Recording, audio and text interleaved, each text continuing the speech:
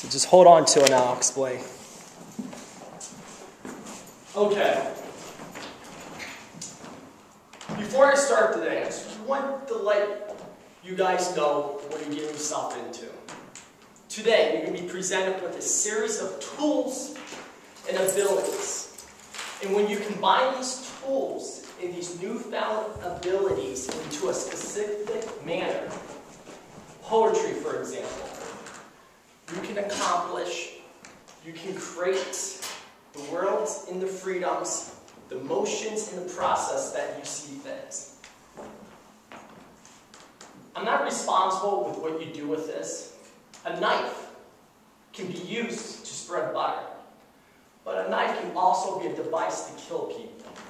It's up to you how you interpret these tools and abilities. It's up to you to decide, how does this fit in your life? Today's topic, hypnotic poetry. What are we really saying here? What is hypnotic poetry? It uses a form of hypnosis. It's called trance. Trance is it's an alternative conscious. You're here, you're sitting in a room, everyone's listening, everyone's being attentive, interested.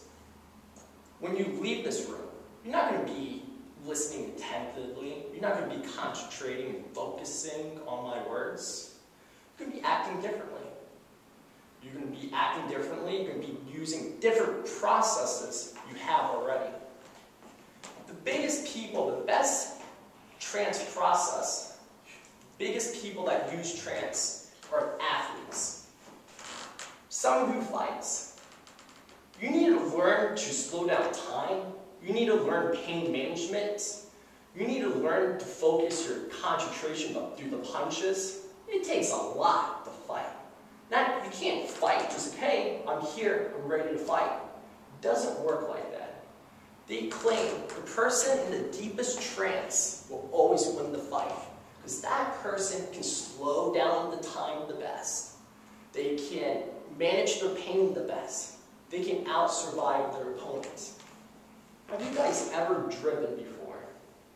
Driving and an hour goes by, it only felt like 5 minutes. Exactly. You're driving some more and you pass your exit. Where was I a second ago? That's a natural phenomenon. Trance driving. That's what trance is. If you look on the sheet, artfully vague language. Artfully vague language produces trance. Powerful.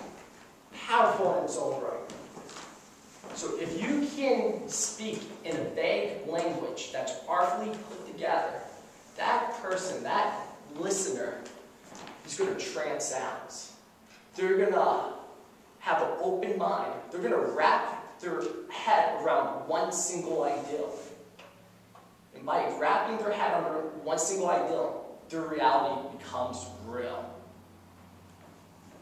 The brain does not know what's real and not real until you make it real. So how do you make it real? By telling them. Simple enough, by telling them. Hypnotic poetry, there's two parts. There's the somatic part and there's your delivery part. Your words is equally important as the way you deliver them. So how does hypnotic poetry work? How can you put something in vague language? It's called process language. It's language that you can't put on a resume. It's language that you can't put on a graph. The sky is blue. My name's Kevin. We're in a building. That's not process at all. That's factual information. But if I tell you something differently, something that you can't put on a chart or on a graph, on a resume, that's where process language comes in. Can you realize how important it is to be here right now? How excited are you to learn something new today? Exactly. See, you had a response. You had had a response. And what did I really say? I said 3 words, and you showed a response. Now combine that, have desire, have focus. Can you imagine what kind of responses you can get now? Your main tool with hypnotic language, with poetry, is embedded commands and suggestion. That's your #1 tool we're going to be focusing on. What is it? It's a 2-part. You have a trance process, a trance word. If you look on your sheet, your handout, you're going to see multitude of trance words. Remember, immediately, mysteriously, what if? These are trance words. Now remember, they imply a process that is unconsciously aware of. That's what a trance word is. Now you have the trance word. Think it as an action verb. Now you attach it with your suggestion, your command. Can you imagine trance word? What should my command be? Well, let's see. Can you imagine how does it feel to love? That's my command. I want you to feel love. Imagine. How does it feel love? That's process language. That's the syntax, it's the structure of the language itself. Instantaneously, you can feel the desire. I'm telling you to feel the desire. Feel it. Suddenly, we began to realize the importance of being here.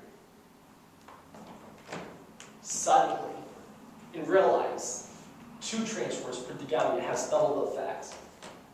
And my goal was to feel the importance. I'm telling you to feel the importance. So you have to go inside your internal dialogue, internal self-being, to understand what I'm saying.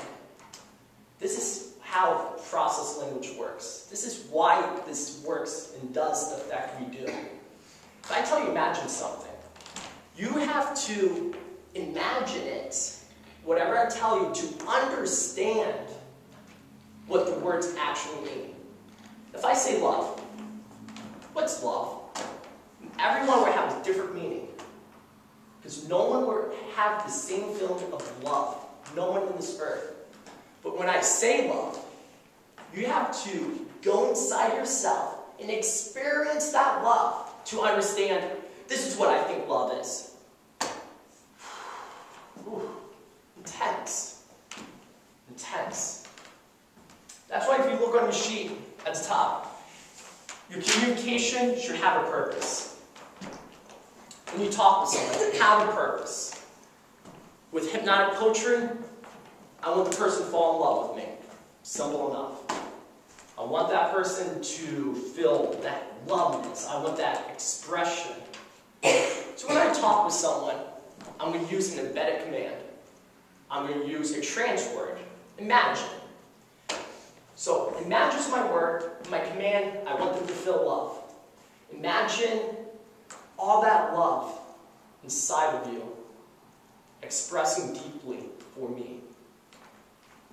There it is. That's the main tool, the main focus. Embedded commands and suggestions.